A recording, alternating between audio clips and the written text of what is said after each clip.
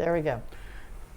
So Renee, I met you on a day a lot like today Yes, in this building. in this building, and I Yeah. walked in because I'd met somebody years ago who was really helping people with hyperbaric oxygen, and he had a huge effect on my life in his philosophy of things. And I just said, oh my goodness, there's somebody here doing that.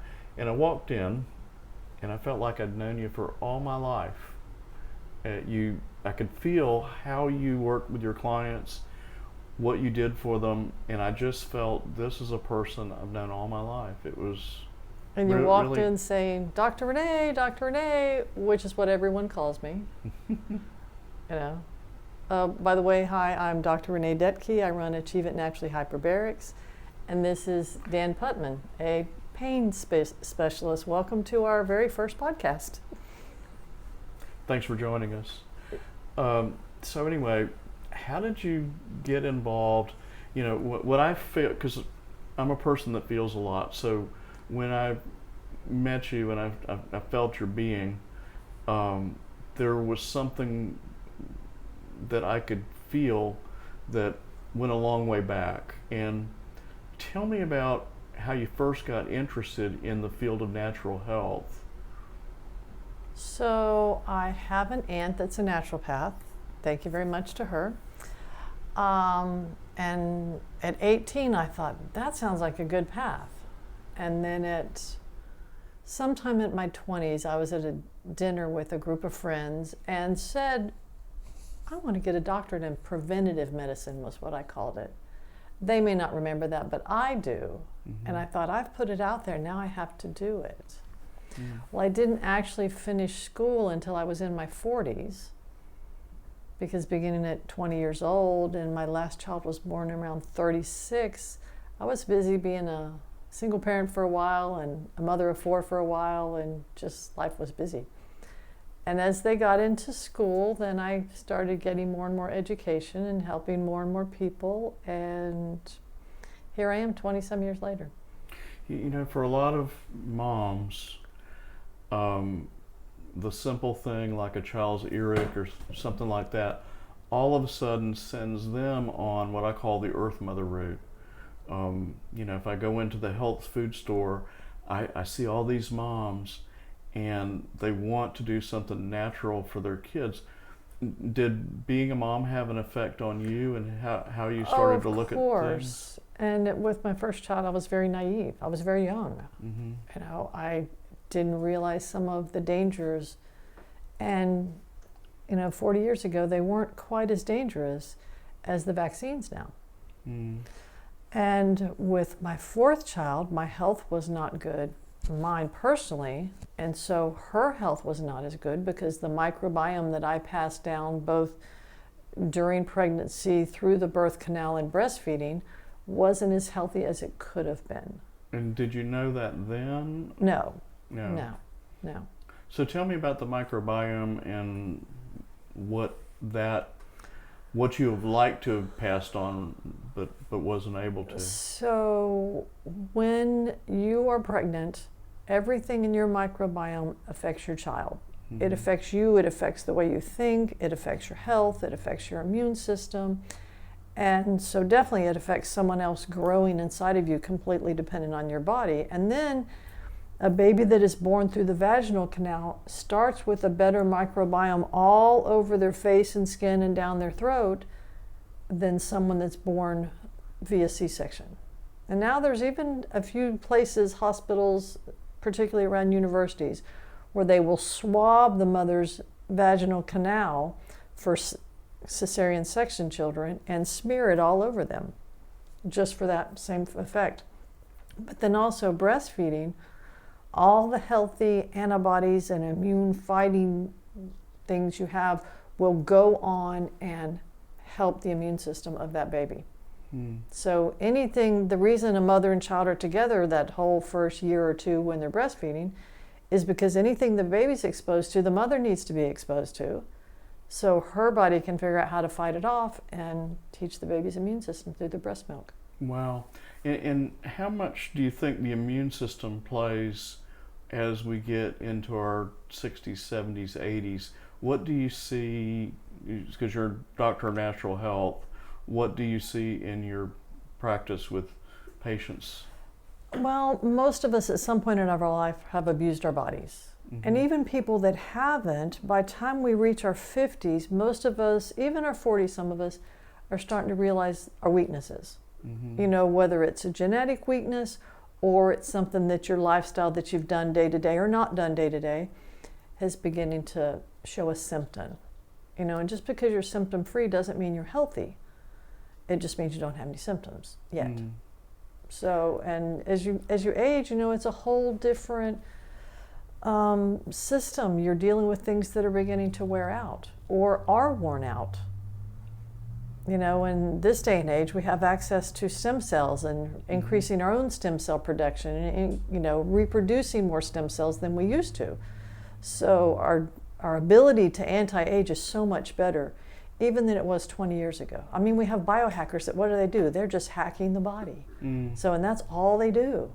So, yeah, lots of things can be done, lots of changes. The biggest thing I think I see in people over 50 is worn out mitochondria. And mitochondria do two things. Every cell has mitochondria minus some in the brain. And they detoxify and they also help with energy production. Well, if your body is toxic, which the older we get, the more toxic we become, then you don't have as much energy. So no matter what your age is, you should have good energy. And if you don't, then we need to figure out why. Do we need to detox you? Is there a test for the mitochondria to see if... Really your energy level. Yeah. Oh, your personal energy level. Yes, your personal energy level. And just because you're 60 instead of 6, you should still have great energy. So, like one of the symptoms they say for depression is low energy level. So a person says, well, you know, I've had low energy level for years or whatever. Right. They could still do something with their mitochondria that might change that? Is that what you're kind of saying? That is one of those things, definitely. And then, you know, if you come to me and you're young, I want to look, do you have anemias? Are you low on iron? Are you low on B12? Is your thyroid okay? Thyroid affects the whole body. And a little glitch in the thyroid can make a huge difference. Do we need to detoxify? Most of us do. We live in a toxic world. You know, even if you aren't eating toxic food, just the air that you breathe. Walking into a public restroom that has air fresheners. Really? Yes, those things are very toxic. They're bad for the neurological systems. They're carcinogens. Carpet, new carpets, new mattresses, they're always gassing off. Well, that's a toxin. Yeah, that's true. Yeah, I remember one time when I was a kid and we got new carpet, and man, I had a headache. You probably rolled all over it as a kid. And I had a headache for a long time, yeah. And Yeah. there was actually right down the street from where we're at right now, there used to be a fabric shop. And air conditioning was kind of new. They had air conditioning. But I remember I'd go in and immediately within 3 or 4 seconds, I'd start with a headache. You know, I was 5 years old. Yeah, And yeah. It had to be the dyes and stuff Yeah, like that. the formaldehydes, the colors, yeah. I feel that way when I go shopping at Christmas time, and the stores are filled with all this new stuff and new clothing, but it's also so many more chemicals that's, you know, stuff that's just been sitting there for months and months. It's now all new stuff. So, yeah, I know exactly what you're talking about. Yeah, it's pretty strange. Now your aunt, was she? Where was she? She was in. At first, she was in Scottsdale, Arizona, and then she was in Austin, Texas. So, yes, so and you, she is still around. You spent time with her in Scottsdale. What was the environment like? Because that's different from our environment here in the South. What was that? Did you were like 18, 19? No, I didn't go out there till I was 21. I should have gone when I was 18, but I didn't. And I went when I was 21. And healing. I mean, her home, her environment, and most of her life she's worked from her home. But Scottsdale is beautiful. She lived there because it was the best climate in the whole country. You know, it's basically dry. It's cool in the winters, but not cold.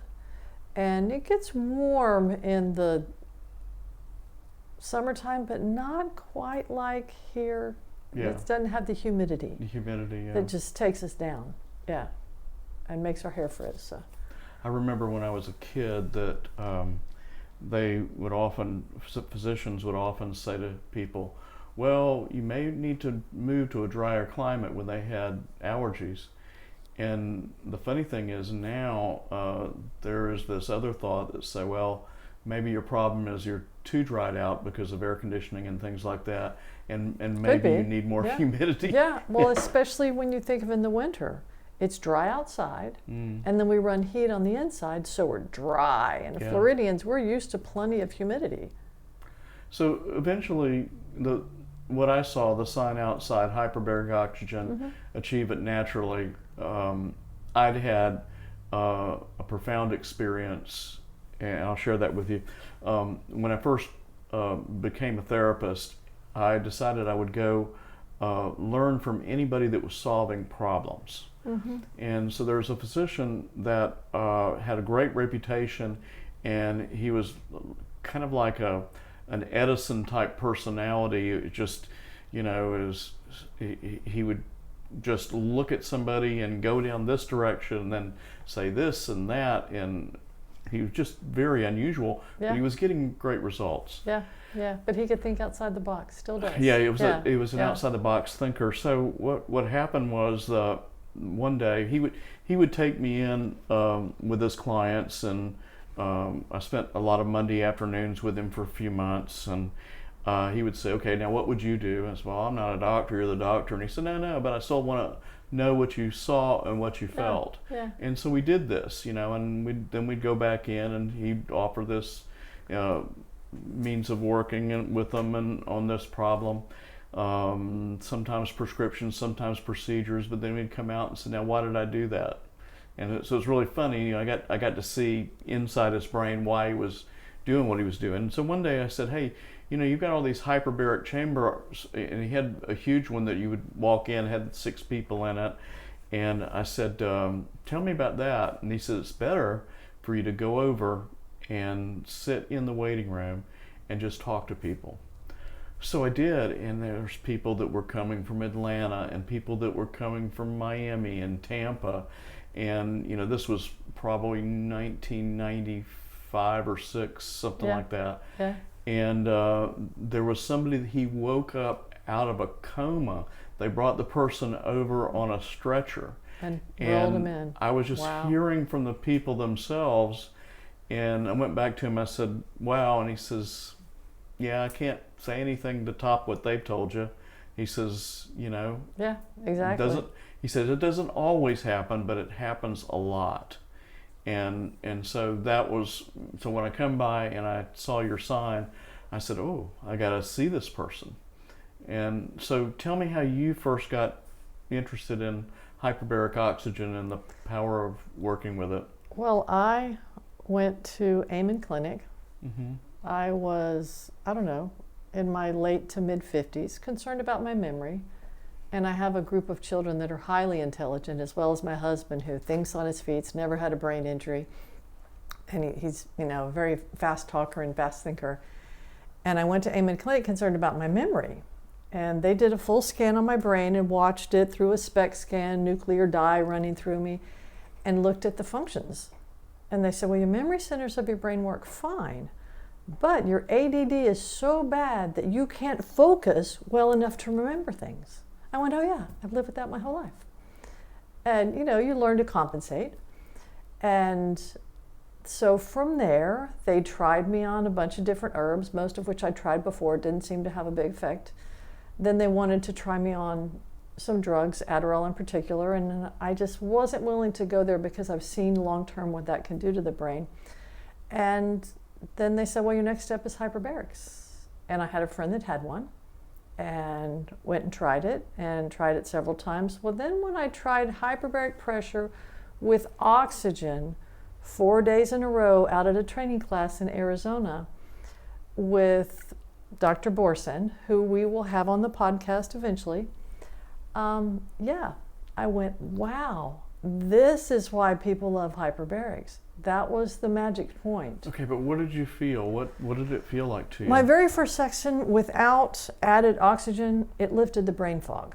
Mm-hmm. But that only lasted for a few days. Mm-hmm. You know, and they say really to get the long-term benefit that you don't lose is 40 sessions. Mm-hmm. So it takes lots 40. of 40. Yes. Wow. Yeah, it takes lots and lots of sessions. And that's one of those things that, you know, I loved having them 4 days in a row, 4 dives in 4 days. Mm-hmm. That was definitely what I recommend to new clients, that they try that. How long does it take? Oh, a session, we try to keep you under pressure about an hour. And then depending on how your ears do, some people can go to pressure in 5 minutes, depending on the pressure that we're going to. Some people, we give them 15 to 20 minutes because I don't want your ears to burst and I don't want your ears to hurt. And that eardrum's got to learn to have that flexibility. It's kind of like using a muscle that you haven't used. You know, people that have scuba dived, their ears have learned how to do it. People that go up in airplanes and travel and they learn to clear that pressure, they don't have any trouble. But people that haven't, you know, done a change in pressure, the eardrums are going, "What are you doing?" And we just have to go slowly. So I block off an hour and a half on the schedule for somebody to get into a hyperbaric. Now, what sort of, now this guy, the people that I sat with in the waiting room, there was all kinds of things, you know, people recovering from strokes and things like that. Yes. Now, Yeah. what have you seen here with patients that you're working with today? I've treated a couple people with strokes. One of them graduated and got back to her normal life as good as she was before. Another one, we didn't see as much progress. You know, it was hard for her to do as many dives as she did and only see. And understanding the brain a little better, if your stroke is on the right side of your brain, it's different than if the stroke is on the left side. On the right side, the left side of your brain has a map for everything. So if the damage is on the right, the left side can take over and remap that right side. If your stroke is on the left side of the brain and it's affected that map, then it's harder to bring everything back in the brain because the map is lost, is the best way to describe it, the way it was explained to me by a neurologist. So, like the stories that you heard in that waiting room, all of my mentors have stories of people in their chamber, children, speaking their first words. Wow. 10-year-olds that hadn't spoken, 5-year-olds that hadn't spoken. Now, what would the doctor say that the injury was that caused those children not to be verbal? Well, and it's different in each child, but the reason I got these chambers was to treat brains. And when you put a brain under pressure, or the whole body under pressure, and give it extra oxygen, well, you absorb more oxygen. Your brain is only about 2% of the body weight, but it uses 20% of your oxygen. So we can't increase the amount that your red blood cells carry, because you can measure that on a pulse ox. What we're increasing is the oxygen that's pushed into the serum. So there's this extra oxygen flowing around your body, and the body utilizes it wherever it needs it. Whether it's to fight off bad bacteria, because the healthier bacteria tend to be aerobic, and the ones that are causing us issues and causing infections, those tend to be anaerobic. And so, yeah, we help infections when we douse your body with oxygen. But tell us a little bit more about you. Well, How'd you get started as a massage therapist? Well, what happened with me is that my parents had me later in life. Okay. And I was really, I was taking them to doctor's appointments as they got older.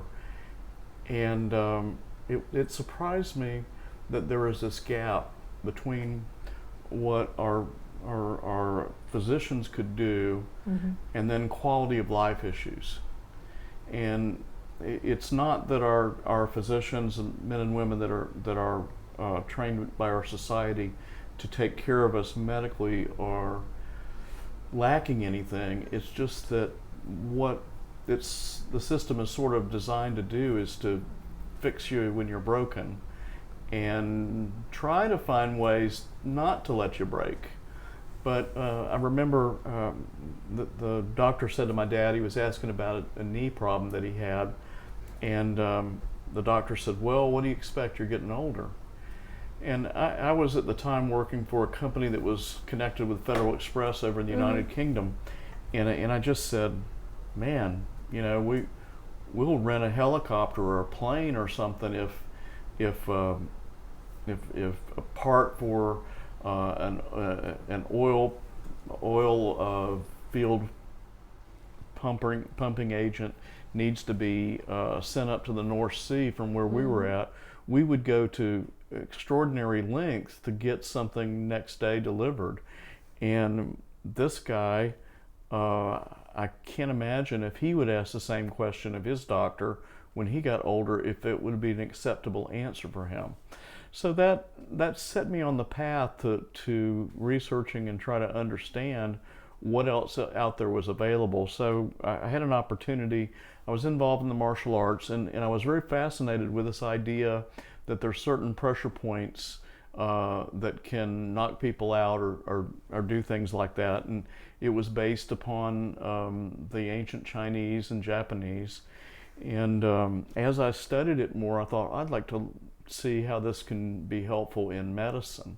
So I became a massage therapist, and my main interest, even though I do relaxation massages for people occasionally, my main interest was, well, what can I do for changing somebody's pain? Somebody that's been in pain for a long time, what can I do and what's possible? So that kind of got me on the road, and that's kind of become my passion, if you will. This reminds me of the day I met you.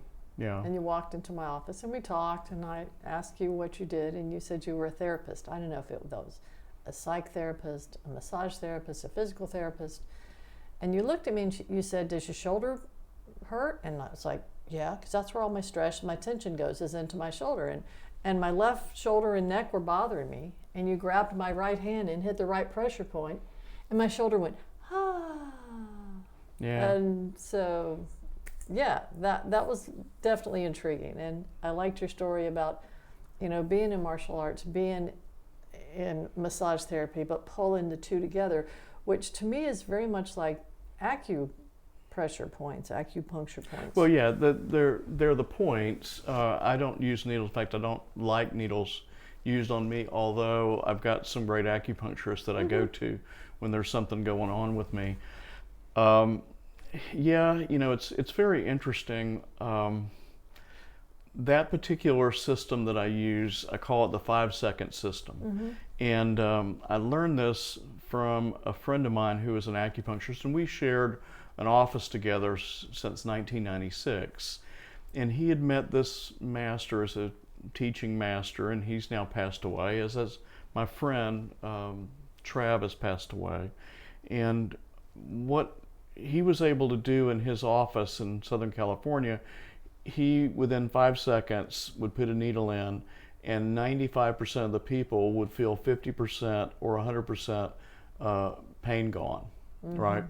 So this is a system that I use. I don't use it all the time, but you know that you had a patient that was a stroke patient, and I happened to meet her, and there was a point on the opposite ankle, and so when I pressed that point, her shoulder had been stuck, and it was able to go up and probably about 30% more, but it happens within 5 seconds. You know, it's if I've chosen the right meridian, I've chosen the right point, then you know it happens within 5 seconds. Within 5 seconds.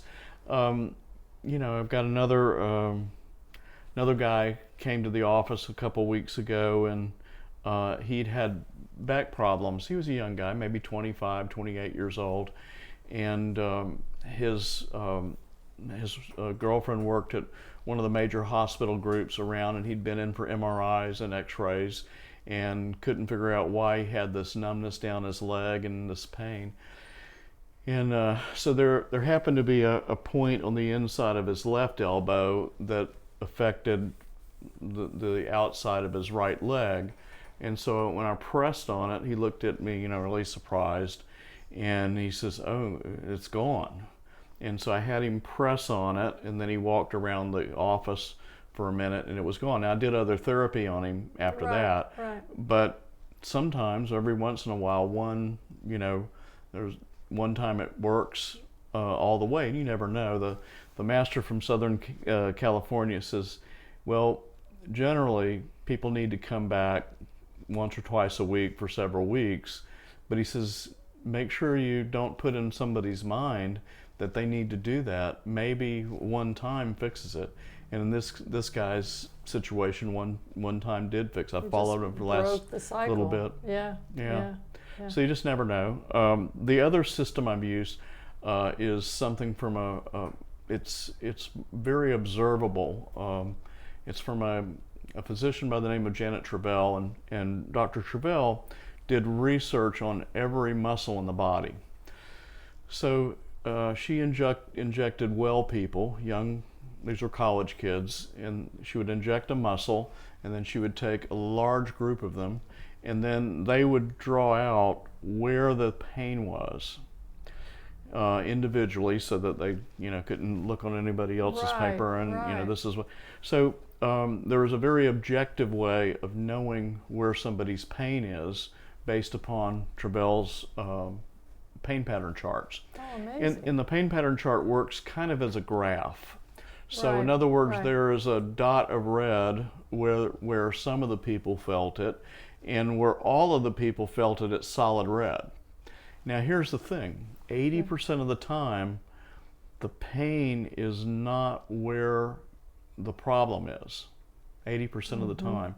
And you'll find that in your field too, that seems to be, so 80% of the time the pain's not where the problem is. So a lot of times the person may have gone and gotten injected at the pain site, but they may not have solved the problem. So especially when I first started out, I was seeing a lot of work comp patients. There was literally when I first started out, a martial arts buddy of mine had a shoulder problem. And the first day my office over in San Marco was open, and he came in and he said, man, did what I needed to do, but you never know what's going to happen. Right. And he says, man, you fixed my shoulder. And I said, well, that's great, and I was just new at all this. And he says, my wife has a problem with her hip, and she's been to physical therapy, and they haven't been able to help her. I said, well, send her on. So she came in, and it just so happened, again, the points that I needed to work, it fixed her, right? And I'm not saying it happens all the time like that. Right. But her main complaint was that at the particular hospital, she had to walk up and down the ramps for the parking garage, and when she would carry work that she was going home with, it would really bother her legs. So those few points and some massage and that changed it.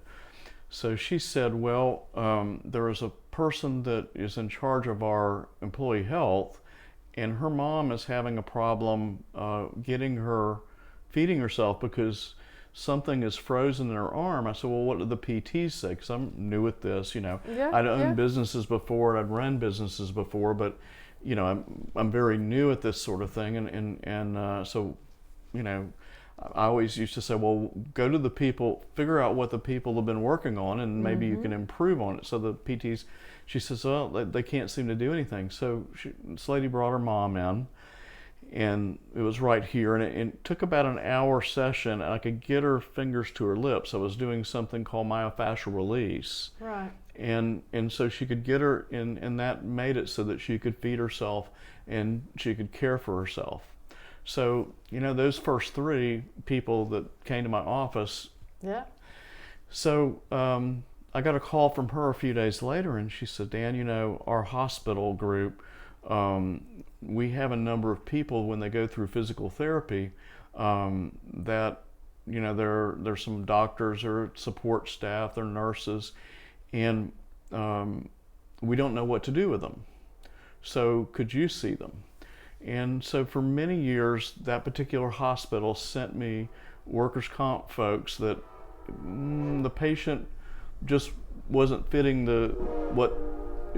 it wasn't working at PT. It's not that my brothers and sisters in PT aren't doing a great job on things. It's just that Right. there are certain patients that kind of fit a certain mold, and Yeah. if they go out of that mold, then the system's not sure what to Fails do with them. Yeah. You know, Yeah. and so that's the type of people that I've always been interested in, is how can you help these people that want to get better, that want to feel better, but somehow there's a missing connection between them and the system. Does that make any sense? Mm-hmm. Yeah. Definitely. And so that's what I've done most of my life, and I can tell with, you know, one of the things with workers' comp patients from that business and other businesses, you would have a person that really wanted to get better because they love what they're doing, and they would be really upset because a lot of times their boss wouldn't understand pain, and so sometimes their boss would start putting all kinds of pressure because in their mind they thought the person was faking it. In you know, in workers' comp world, maybe there's a few of that happens. Yeah. But Yeah. because I could understand the pain patterns that Dr. Travella defined, I could tell immediately whether the person was maybe embellishing or anything Right. about their pain. And then the big thing about that is people also, when they've been to several doctors and they've been through different types of medicine, they feel like their body's never going to get better. And they do something that they kind of wall off because it's a disappointment that this doctor and that doctor and the other one, Yeah. you know, it's the Humpty Dumpty thing. All the king's men and all the king's horses couldn't put Humpty Dumpty back together again, you know. And so Yeah. that's what happens is they have this, it's a sadness, you know. It's almost a physical depression It is. because, you know, their mind doesn't understand their body and their body's failing them, and then eventually, yeah, it becomes a chronic pain cycle. Yeah, so part of But those can be broken, and it's nice, you know, because And here's the thing is when sometimes when you, as you break the pain cycle, the person doesn't want to get excited, right? Because if they've had this pain for a year or 2 years, it's almost disbelief. that's almost disbelief. And there is something in medicine where they call it phantom leg syndrome. So you'll have somebody who has had a leg amputated or a limb amputated, and it will still itch. The end Yeah. of that, where it should be, still itches. Yeah. So there is a thing that happens where our brain still thinks, well, that It's should still there. still be a problem here. Yeah. You know, and our brain's Yeah. trying to tell us that. And so it's to get the person, it's a mind, body, and spirit thing, which is something you do, is you work, you know that That's you're why working. it's so cool to heal brains, because when you heal a brain, you heal so You many he- other things. You heal everything when you heal the brain, yeah. Well, not everything. I can't grow a leg back. Well, we just Yeah. don't know. More research to come. More research Yeah. to come. So- Actually, that's very interesting because there's some research done on salamanders That back- do grow limbs back. that do grow limbs back. Yeah. And the interesting thing is that there was a hospital in London that found out by accident. This was before they did microsurgery to repair the joints. But when a young child had the tip of the finger cut off by an accident, and they bandaged it up, and somehow they discovered a few weeks later that it started to come back, to grow. Yeah. Yeah. And so for that hospital, they started doing this as the protocol at that hospital because they found that children under the age of 12 could regrow the end of the digit There's so back many more perfectly. stem cells and growth factors, and yeah. Yeah. Yeah. And I always find that anomalies, when you study an anomaly, the difference, that's where society moves forward on things, because we see this anomaly is different from what we see all the time. And then if we study that and try to figure out why that's happening, then that gives us insight into other things. Yeah, and that's one of our goals Yes. with our podcast Mm-hmm. is to bring new things to the forefront to help people solve problems. We eventually will put out an email address for people to send in issues, and we will do our best to address them and help people find answers.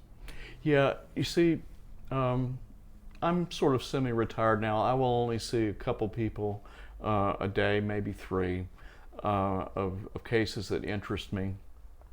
And what I have noticed is that through the years, a lot of physicians that I used to refer to, if they're really good, they're very busy, and people need physicians near them they can go to. Some people, if they're in a different city, they need somebody in that city. They also need a person that understands them.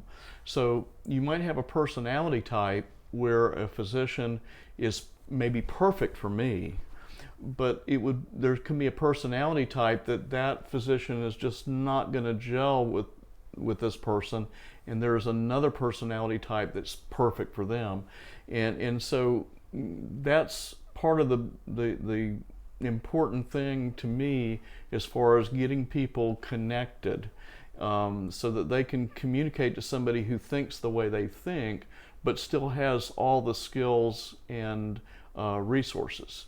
So I'm very interested in meeting with different people who have different ways of working, physicians that have different ways of working. And this is a vehicle for me to do that, so I can have a patient that I need to refer to a certain type of physician. I can know him or her and understand their thought process. Yeah, that's... And we're going to call our podcast Better Than Air. Believe it or Hopefully we not. have, yeah, well, I think of hyperbaric, like air under pressure with a little bit of oxygen, is better than air. And that was a solution to a lot of problems. But we'd like to connect lots of people with issues to lots of other people that have solutions. And I think thoughts are in the air. That ideas and thoughts just kind of float around and they're in the air, and it's up to us to open ourselves up and to let it in. Yeah. Yeah, and thanks for watching. Thank you very much. Have a great day.